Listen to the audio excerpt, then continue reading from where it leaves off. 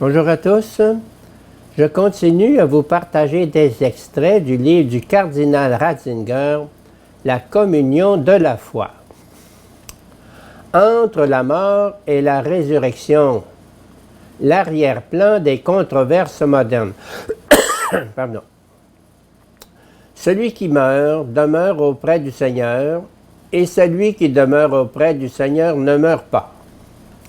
L'homme continue à vivre même avant la résurrection auprès du Seigneur. Mais cette vie qui continue n'est pas identique à la résurrection qui aura lieu à la fin des jours et qui sera une irruption totale du règne de Dieu en ce monde.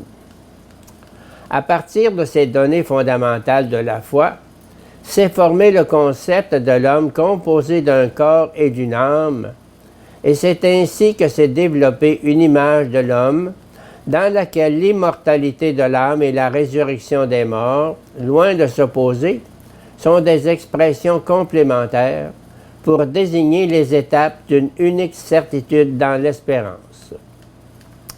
La première brèche dans cette certitude a été faite par Luther. Pour Luther, l'Église, loin d'être une garantie d'identité, était au contraire la corruptrice despotique de la parole. La tradition n'est plus la continuation vivante des valeurs primitives, mais leur adversaire. La véritable signification des origines doit désormais être cherchée dans la compréhension historique de la Bible, opposée à la compréhension vivante de l'Église. À cette scission entre les origines et la tradition, s'ajoute chez Luther une résistance intérieure à l'élément philosophique grec d'origine dans le christianisme.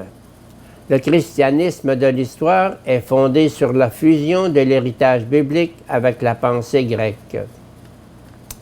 Il faut que cette synthèse soit défaite et que l'on cherche un christianisme qui n'a rien à voir avec l'hellénisme. L'historien se place en dehors du sujet vivant de la tradition.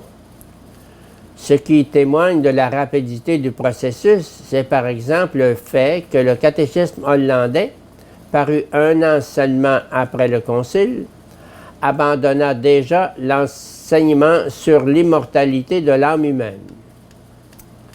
Il faut signaler un retour en force du complexe anti-grec, le scepticisme opposé à l'ontologie, au discours sur l'être.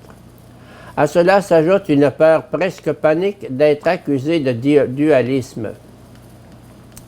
Considérer l'homme comme un être composé d'un corps et d'une âme, croire à la survie de l'âme entre le moment où le corps meurt et celui où il ressuscite, apparut comme une trahison de la représentation biblique et moderne de l'unité de l'homme, de l'unité de la création.